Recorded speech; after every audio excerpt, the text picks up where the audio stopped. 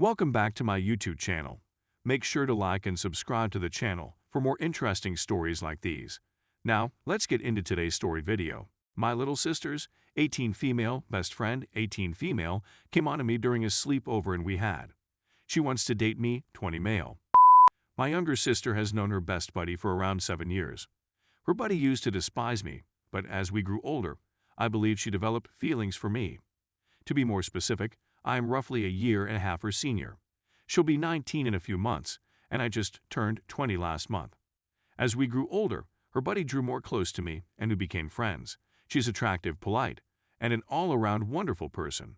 I like her, but I have a feeling she's a bit too young for me. She and my sister spend a lot of time together at our house, and she comes over often. The strange thing is that we all attend to the same institution, so I see her buddy all the time. Her closest friend had been flirting with me for a long, and my sister had even informed me that she seemed to be interested in me. Anyway, she came here the other night to spend the night, and she and my sister hung out, and she invited me to join them. We had a nice time, and she was going to take my bed while I took the sofa. She phoned me to help her repair the TV, but she ended up seducing me and attempting to get me in bed with her. I was apprehensive because of her age and relationship with my sister, but she became tactile with me, so I went in and gave her what she wanted.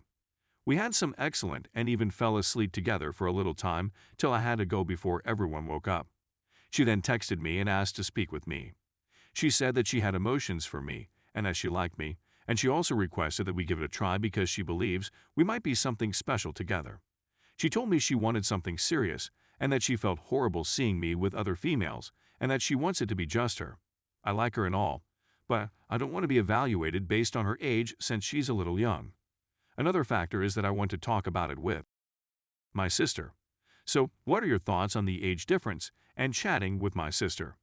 Story 2. My wife cheated on me, but only after I did. The destruction of a man. This, my friends, is a heartbreaking real story, and I'm not sure why I'm typing it or if anybody will read it.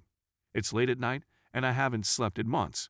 I've likewise been unable to discuss this with anybody, so maybe this is my way of sharing. To begin the tale, we must go back to July/August of 2015. My wife and I had relocated because I had enlisted in the Army. She'd never been away from her family before, and I imagined she felt lonely. She obtained a job and acquired some new pals. I was pleased for her, but it turned out to be our undoing.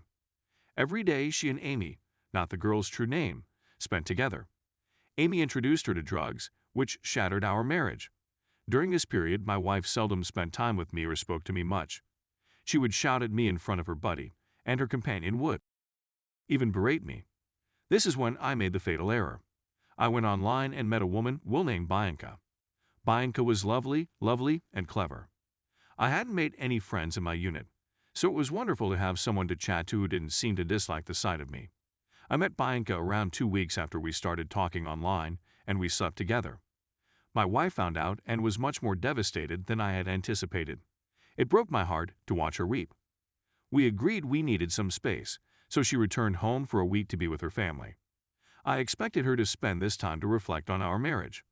As most of you would expect, she slept with someone else right away. They would meet almost every day, use pot, drink, and sleep together. After she returned, she lied about the romance for approximately a month.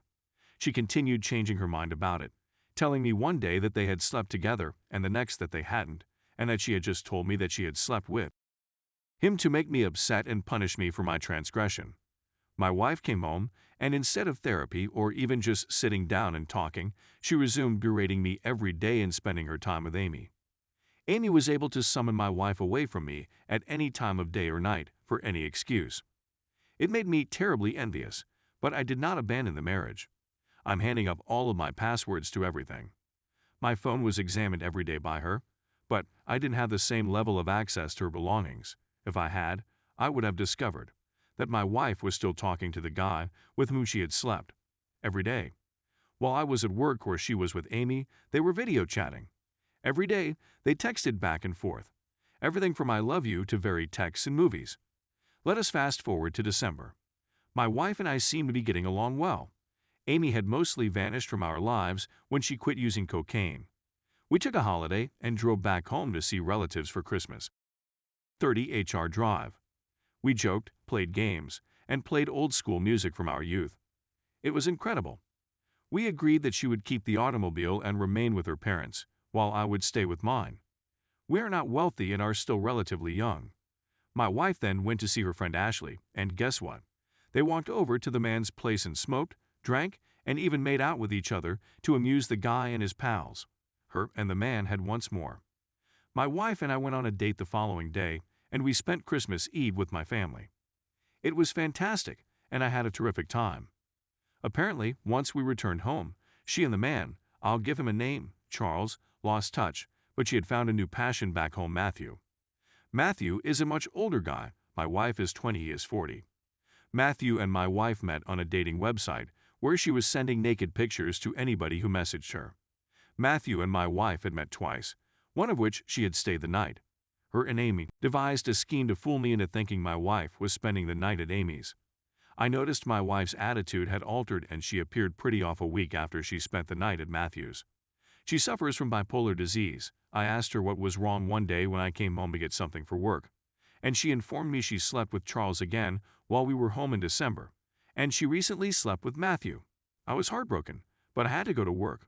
About 20 minutes later, I received a call from my wife's workplace stating that she had not arrived for work. I contacted her, but she did not answer. I eventually called our neighbors, who went to check on my wife. I got a call back indicating that my wife had requested to be sent to the emergency department. She was suicidal, didn't seem to be reacting, and seemed distant. I hurried to the emergency department and stayed in silence with her for 5 hours before she was admitted to the hospital's mental unit on the base, where I work. I visited her in the mental unit every day, sitting with her for hours. She rejected the meds and was experiencing severe auditory hallucinations. Her marijuana and cocaine usage, according to the psychiatrist, exacerbated her bipolar condition. Furthermore, the last psychiatrist she saw gave her medicine, which exacerbated her bipolar disease. Instead of a mood stabilizer, they gave her an antidepressant. She was sent to a civilian hospital since she was a citizen at a military hospital and denied care. I couldn't see her as often as I used to, but I did go to see her and cuddle her. Of course, we couldn't discuss about her adultery or decide if we should be together at this period. 3 weeks later, she was freed, and we felt it was best for her to be surrounded by family, so we sent her home. Back home, she continued to take her medicine, enrolled in college, and found work. We don't communicate much because, well, I was upset and didn't know whether I wanted to be with her. She stated she was done with cheating and apologized. In May of 2016, she came to see me for a week. It went better than I expected. We chatted, and she admitted that she hadn't spoken to Charles at all. I trusted her and conducted some study on bipolar infidelity before deciding to forgive her and attempt to heal our relationship. I cheated on her as well after forcing her to relocate hundreds of miles away from her home.